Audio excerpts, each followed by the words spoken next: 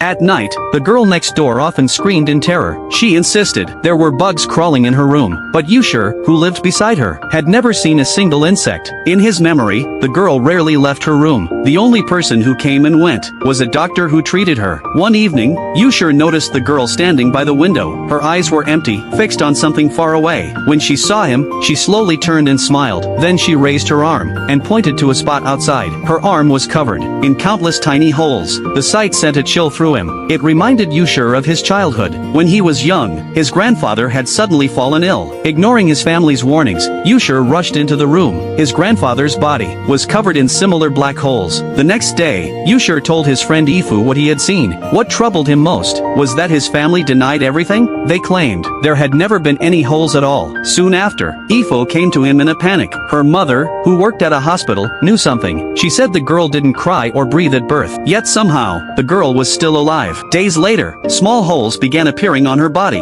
Only through those holes could she breathe normally. Searching the room, Ifu noticed a shelf filled with old books. She realized this had once been Yushur's grandfather's room. Hidden among them was his grandfather's diary. The diary recorded how the illness truly began. He had picked up a dark green jade shaped like an insect. He treasured it, never suspecting danger. Soon after, his body grew unbearably cold. Tiny holes appeared, spreading across his skin. That afternoon, a strange doctor arrived unannounced. He injected the grandfather with an unknown substance. The treatment failed. Instead, holes of all sizes covered his body. He could feel wind passing through them. Then jade-colored insects flooded the room. They crawled into the holes, writhing inside his veins. Realizing it was a curse, he threw the jade into the neighboring yard. The diary ended there. Yushur slowly looked out the window. The girl was there, watching him. She lifted her hand and pointed toward the grass below. Moments later, her doctor appeared. The girl reacted in terror and slammed the window shut. At that instant,